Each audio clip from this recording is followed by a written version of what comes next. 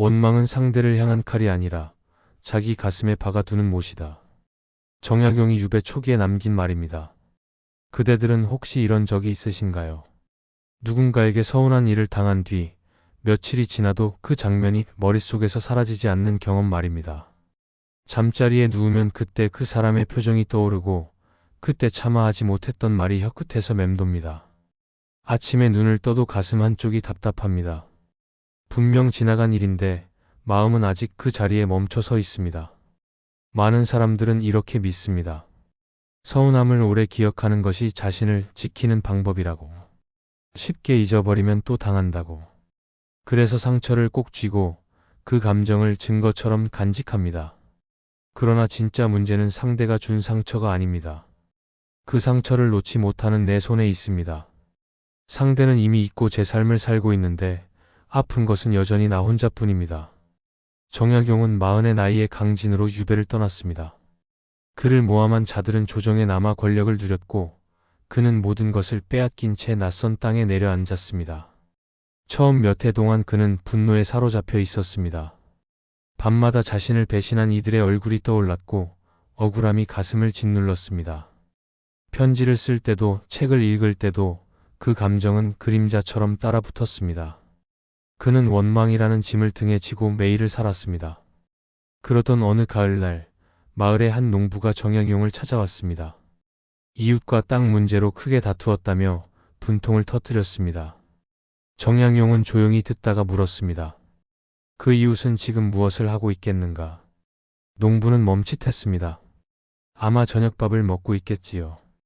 정약용이 다시 물었습니다. 그대는 지금 무엇을 하고 있는가? 농부의 입이 닫혔습니다. 상대는 편히 밥을 먹고 있는데 자신만 이 시간까지 속을 끓이고 있다는 사실이 눈앞에 펼쳐졌습니다. 그날 밤 정약용은 스스로에게 같은 질문을 던졌습니다.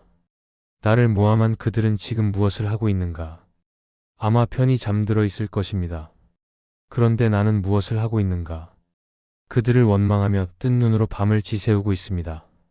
그 순간 그는 알았습니다. 무거운 짐은 들고 있는 사람만 아프다는 것을. 원망은 상대를 벌주는 것이 아닙니다. 나를 가두는 것입니다. 미운 감정을 품고 있으면 상대가 고통받을 거라고 착각하지만 실제로 잠을 못 이루는 사람은 나이고 밥맛을 잃는 사람도 나이며 웃음이 사라지는 사람도 나입니다. 상대는 아무 영향도 받지 않습니다.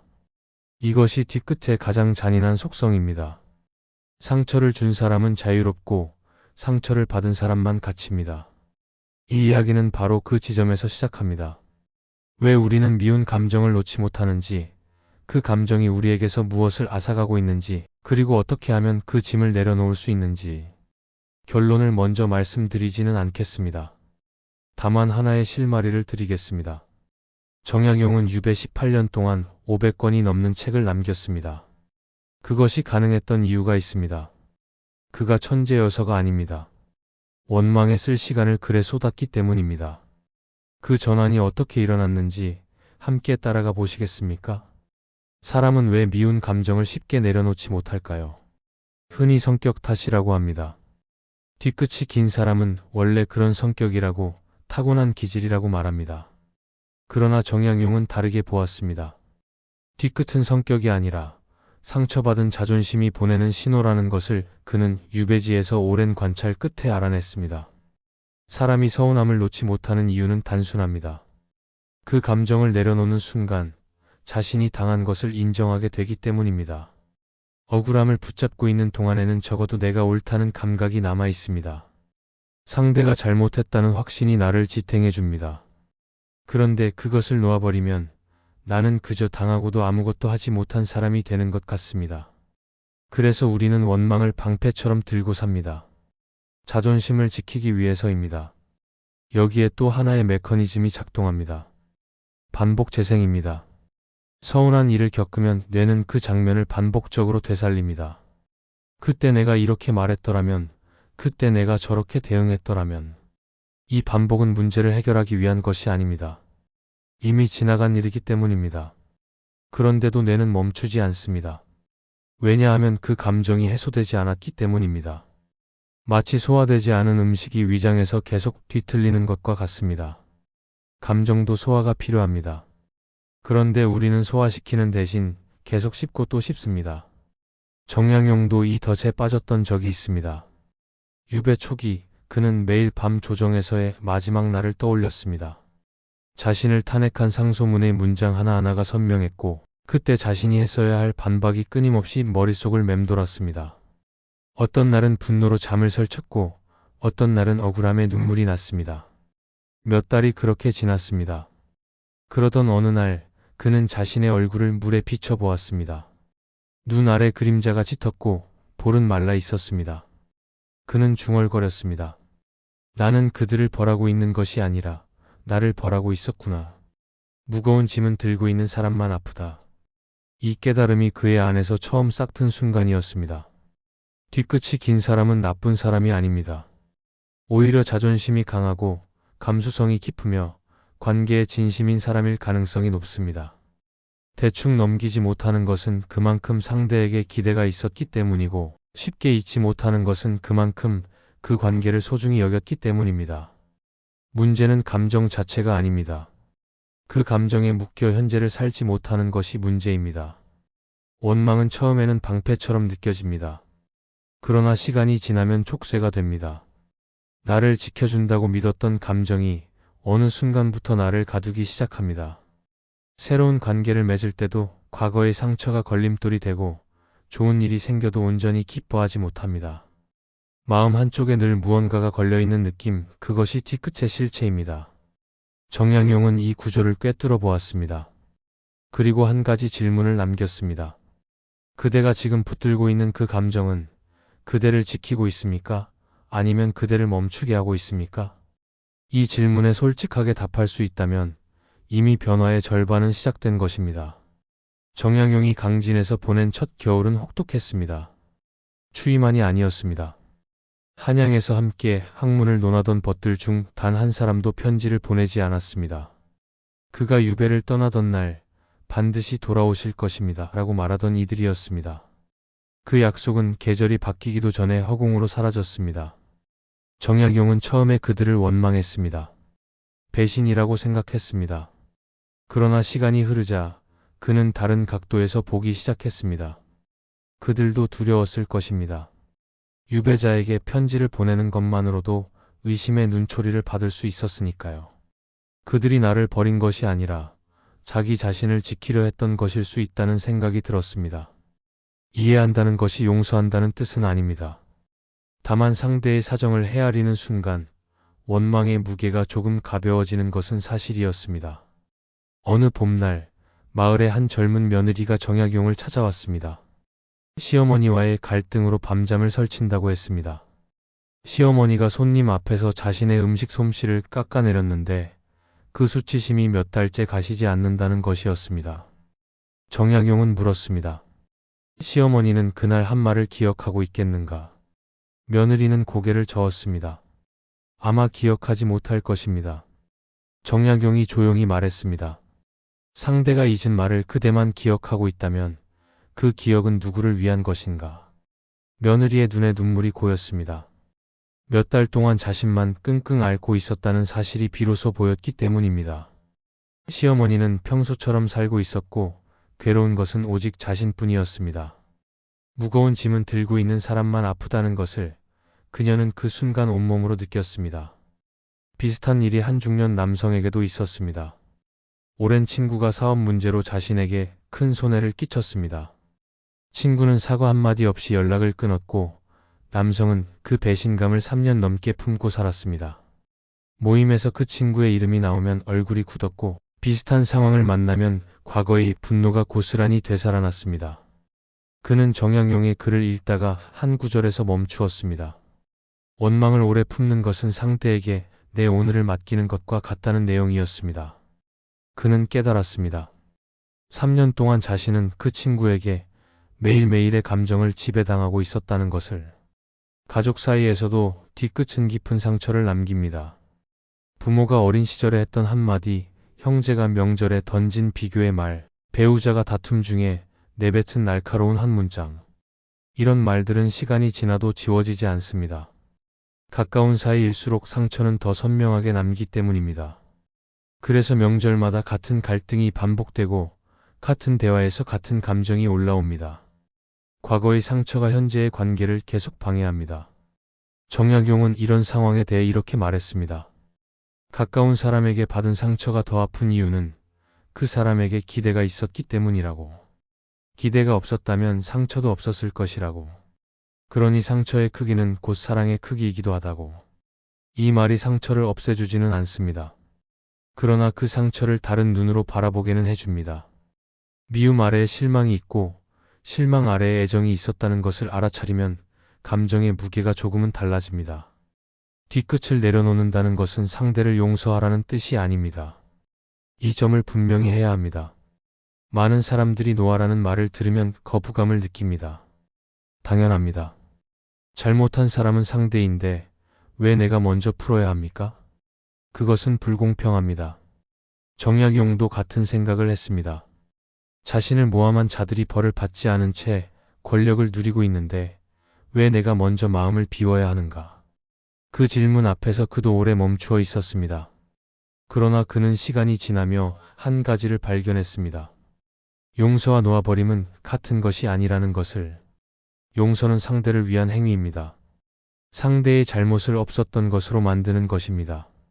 그러나 놓아버림은 나를 위한 선택입니다. 상대가 옳든 그르든 그 감정이 더 이상 내 하루를 지배하지 못하게 하겠다는 결단입니다. 상대를 풀어주는 것이 아니라 나를 풀어주는 것입니다. 정약용은 유배 4년째 되던 해에 하나의 습관을 들이기 시작했습니다. 밤에 원망이 떠오를 때마다 그 감정을 종이에 적었습니다. 누구에게 어떤 감정을 느끼는지, 그 감정이 얼마나 강한지, 그리고 그 감정 때문에 오늘 무엇을 하지 못했는지를 기록했습니다. 며칠이 지나자 놀라운 것이 보였습니다. 원망에 쏟는 시간이 하루 중 상당 부분을 차지하고 있었습니다. 아침에 글을 쓰려 앉아도 과거의 일이 떠올라 붓을 놓았고 제자를 가르치는 중에도 마음이 딴 곳에 가 있는 날이 잦았습니다. 그는 적어놓은 기록을 보며 중얼거렸습니다. 내가 그들에게 빼앗긴 것은 관직이 아니라 오늘이었구나. 그날 이후 그는 원망이 떠오를 때마다 스스로에게 물었습니다. 이 감정에 시간을 쓸 것인가? 아니면 내일의 시간을 쓸 것인가? 처음에는 쉽지 않았습니다. 감정은 이성의 명령을 쉽게 따르지 않습니다. 그러나 그 질문을 반복할수록 선택의 여지가 생기기 시작했습니다. 원망에 빠져드는 시간이 조금씩 줄어들었고 그 자리를 글쓰기와 독서가 채워나갔습니다. 한 여성이 있었습니다. 직장에서 부당한 평가를 받고 퇴사한 뒤 1년 넘게 전 상사에 대한 분노를 안고 살았습니다. 새 직장을 구해도 면접에서 과거의 감정이 올라와 목소리가 떨렸고 밤에는 그때의 장면이 꿈에 나타났습니다. 어느 날 그녀는 친구의 권유로 매일 아침 자신의 감정을 짧게 적어보기 시작했습니다. 2주일쯤 지나자 자신이 얼마나 많은 시간을 전 상사에게 바치고 있었는지가 숫자로 보였습니다. 그녀는 일기장에 썼습니다. 나는 퇴사했지만 내 마음은 아직 그 사무실에 출근하고 있었다고. 그 자각이 변화의 시작이었습니다. 놓아버린다는 것은 잊어버리라는 뜻도 아닙니다. 기억은 남아있어도 됩니다. 다만 그 기억이 오늘의 나를 조종하지 못하게 하는 것입니다. 과거에 일어난 일은 바꿀 수 없습니다. 그러나 그 일이 오늘의 나에게 얼마만큼의 영향력을 가질지는 내가 정할 수 있습니다. 이것이 정약용이 발견한 놓아버림의 핵심입니다. 무거운 짐은 들고 있는 사람만 아프다. 짐을 내려놓는다고 해서 그 짐이 사라지는 것은 아닙니다. 다만 내 어깨가 자유로워지는 것입니다. 그 자유가 있어야 비로소 앞으로 걸을 수 있습니다. 뒤끝이라는 감정은 개인의 내면에서 시작되지만 그 영향은 곧 주변으로 번져나갑니다. 부부 사이를 보겠습니다. 한 남편이 아내에게 서운한 말을 들었습니다. 사소한 말다툼이었습니다. 아내는 다음날 아무 일 없었다는 듯 아침 인사를 건넸지만 남편은 입을 열지 않았습니다. 밥상 앞에서 눈을 마주치지 않았고 질문에도 짧은 대답만 돌려보냈습니다. 하루가 이틀이 되고 이틀이 닷새가 되었습니다. 아내는 처음에는 미안함을 느꼈지만 시간이 지나자 답답함으로 바뀌었고 나중에는 분노가 되었습니다. 내가 뭘 그렇게 잘못했다고 이러는 거야. 원래의 갈등은 작았지만 뒤끝이 그것을 몇 배로 키운 것입니다. 정약용은 부부 갈등에 대해 이런 관찰을 남겼습니다. 부부 사이의 큰 싸움은 대부분 큰 일 때문이 아니라 작은 감정을 제때 풀지 못해서 생긴다고. 작은 돌멩이 하나가 신발 속에서 계속 발을 찌르면 결국 걸음 자체를 멈추게 된다고. 서운함이 생겼을 때 바로 말하거나 말하기 어렵다면 하루 안에 마음을 정리하는 것이 관계를 살리는 길이라고 했습니다. 부모와 자녀 사이에서도 뒤끝은 깊은 골을 만듭니다. 한 아버지가 있었습니다. 성인이 된 아들이 명절에 집을 찾지 않았습니다. 아버지는 화가 났지만 직접 말하지 않았습니다.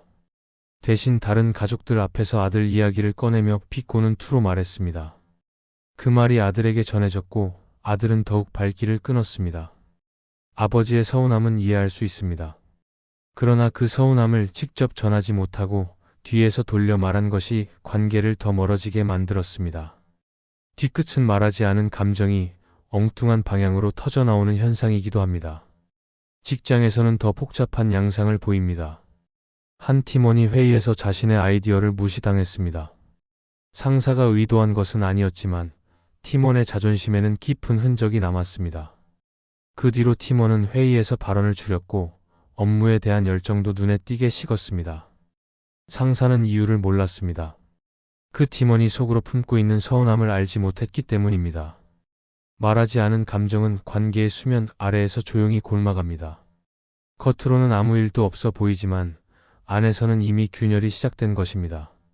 정약용은 관계에서 뒤끝이 위험한 이유를 이렇게 설명했습니다.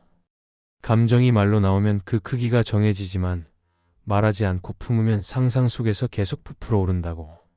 상대가 한 말의 의도를 최악으로 해석하게 되고 없던 악의까지 만들어낸다고. 서운함이 원망이 되고 원망이 증오로 자라는 데는 오랜 시간이 필요하지 않습니다. 침묵이 그 걸음 역할을 합니다. 그렇다면 관계 속에서 뒤끝을 줄이려면 어떻게 해야 할까요? 정약용은 두 가지를 강조했습니다. 첫째, 감정이 생겼을 때 하루를 넘기지 말 것. 하루가 지나면 감정의 해석이 붙고 해석의 상상이 더해지기 때문입니다. 둘째, 말하기 어려우면 적어도 스스로에게는 솔직할 것. 내가 지금 무엇 때문에 서운한지를 정확히 아는 것만으로도 감정이 엉뚱한 곳으로 흘러가는 것을 막을 수 있습니다. 무거운 짐은 들고 있는 사람만 아프다. 그리고 그 짐이 무거워질수록 옆에 있는 사람에게도 그 무게가 전해집니다. 뒤끝은 나만의 문제가 아닙니다. 내 주변 사람들의 문제이기도 합니다. 지금까지 우리는 뒤끝이 어디에서 오는지, 그리고 그것이 관계를 어떻게 해치는지를 살펴보았습니다. 이제는 방향을 돌려 그 감정을 내려놓은 뒤에 비로소 보이는 것들에 대해 이야기하겠습니다. 정약용이 원망을 놓기 시작한 것은 유배 5년째 무렵이었습니다. 그때까지 그는 이미 몇 권의 책을 쓰기 시작했지만 글을 쓰는 동안에도 마음 한쪽에는 늘 무거운 것이 걸려 있었습니다. 문장이 매끄럽게 흐르다가도 과거의 기억이 떠오르면 붓이 멈추었고 며칠씩 글을 이어가지 못하는 날도 있었습니다. 그는 깨달았습니다. 글을 쓰는 손은 자유로운데 마음이 자유롭지 않으면 글도 자유로울 수 없다는 것을. 그가 본격적으로 변한 계기는 작은 사건이었습니다. 어느 여름날 제자 하나가 이웃에게 모욕을 당하고 찾아왔습니다. 당장 따지러 가겠다며 얼굴이 벌겋게 달아올라 있었습니다. 정약용은 제자를 앉히고 차를 한 잔 내렸습니다. 그리고 아무 말 없이 함께 앉아 있었습니다. 한참이 지나자 제자의 숨이 고르게 돌아왔습니다. 정약용이 말했습니다. 지금도 가고 싶은가? 제자는 잠시 생각하더니 고개를 저었습니다. 아까와 지금은 다른 사람입니다. 정약용이 고개를 끄덕였습니다. 그것이 답이다. 감정은 시간이 아니라 거리가 시킨다. 한 발자국만 물러서면 보이는 것이 달라진다. 그날 밤 정약용은 자신에게도 같은 원리를 적용해 보았습니다. 자신을 모함한 이들을 떠올리되 이번에는 분노의 당사자가 아니라 관찰자의 눈으로 바라보았습니다. 그들은 왜 그렇게 했을까? 두려움이었을 것입니다. 새로운 사상이 가져올 변화가 두려웠을 것이고 자신의 자리가 위태로워지는 것이 겁났을 것입니다. 그들의 행동이 정당하다는 뜻이 아닙니다. 다만 그 행동의 뿌리에 두려움이 있었다는 것을 인정하자 원망의 열기가 한 단계 내려갔습니다. 미워하는 대상이 악인에서 겁쟁이로 바뀌자 감정의 질이 달라진 것입니다. 이것이 정약용이 발견한 놓아버림의 실제 경로입니다. 한 번에 훌훌 털어버리는 것이 아닙니다. 그것은 누구에게도 가능하지 않습니다. 대신 감정의 온도를 한 단계씩 낮추는 것입니다. 증오를 분노로, 분노를 서운함으로, 서운함을 아쉬움으로, 아쉬움을 담담함으로. 이 과정에는 시간이 걸립니다. 그러나 방향만 정해지면 마음은 조금씩 움직이기 시작합니다.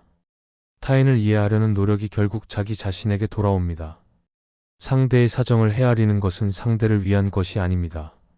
내 마음의 짐을 줄이기 위한 것입니다. 정약용은 이렇게 적었습니다. 남을 이해하려고 애쓰는 동안 정작 풀리는 것은 나 자신의 매듭이라고. 이것이 자기 성찰의 역설입니다. 밖을 향해 시선을 돌리는 것 같지만 실제로는 안을 정리하는 작업입니다. 무거운 짐은 들고 있는 사람만 아프다. 그 짐을 내려놓는 것은 상대에게 패배하는 것이 아닙니다. 나에게 오늘을 되돌려주는 것입니다. 정약용은 짐을 내려놓은 뒤에야 비로소 목민심서를 완성할 수 있었습니다. 원망이 차지하고 있던 자리를 글이 채운 것입니다. 비워야 채울 수 있다는 말은 이런 맥락에서 진짜가 됩니다. 감정을 내려놓는 것이 중요하다는 것은 이제 알겠습니다. 그러나 모든 경우에 참기만 하는 것이 정답은 아닙니다. 이 지점에서 균형을 잡아야 합니다. 정약용은 감정을 다루는 데 있어 세 가지 기준을 두었습니다. 첫째, 그 감정이 반복되는가입니다. 한 번의 서운함은 누구에게나 생깁니다. 그러나 같은 사람에게 같은 방식으로 반복적으로 상처를 받고 있다면 그것은 내가 참아야 할 문제가 아닙니다. 그 사람과의 거리를 다시 정해야 할 문제입니다. 정약용은 말했습니다. 한 번은 실수이고 두 번은 습관이며 세 번이면 그것은 그 사람의 본성이라고. 본성을 바꾸려고 내 마음을 소비하는 것은 현명하지 않다고. 둘째, 말해야 할 때와 삼켜야 할 때를 구분하는 것입니다. 감정을 무조건 참는 것은 건강하지 않습니다. 그러나 감정이 가장 뜨거운 순간에 말하는 것도 위험합니다. 정약용이 제자에게 가르친 방법이 있습니다. 서운한 일이 생기면 그 자리에서 바로 말하지 말고 하루를 기다려보라고 했습니다. 하루가 지나도 여전히 말해야겠다는 마음이 남아있으면 그때 말하라고 했습니다. 하루 만에 사라진 감정이라면 그것은 순간의 기분이었던 것이고, 하루가 지나도 남아있다면 그것은 진짜 전해야 할 마음이라고. 셋째, 내 동기를 점검하는 것입니다. 내가 지금 이 말을 하려는 이유가 관계를 회복하기 위해서인지 아니면 상대를 벌주기 위해서인지를 구분해야 합니다. 관계를 위한 말은 상대의 마음을 열지만 폭수를 위한 말은 상대의 마음을 닫습니다. 같은 내용이라도 동기가 다르면 결과가 전혀 달라집니다. 정약용은 이를 두고 말의 방향이라고 표현했습니다. 말이 상대를 향하면 공격이 되고 관계를 향하면 대화가 된다고. 이 세 가지 기준을 실천에 옮기는 구체적인 방법이 있습니다. 오늘 당장 시작할 수 있는 것들입니다. 첫째, 서운한 일이 생기면 그 감정을 짧게 한 문장으로 적어 보십시오. 나는 지금 무엇 때문에 서운한가? 감정을 글로 옮기면 머릿속에서 맴돌던 것이 밖으로 나와 크기가 보입니다. 둘째, 하루의 끝에 5분만 시간을 내어 오늘 하루 동안 나를 불편하게 한 일이 있었는지 돌아보십시오. 있었다면 그것이 내일까지 가져갈 만한 것인지 스스로에게 물어보십시오. 셋째, 누군가에게 서운함을 전해야 할 때는 상대의 행동이 아니라 나의 감정을 중심에 놓고 말해 보십시오. 당신이 이렇게 해서 나쁘다가 아니라 그 일이 있고 나서 내가 이런 마음이 들었다고. 이 작은 차이가 대화의 방향을 바꿉니다.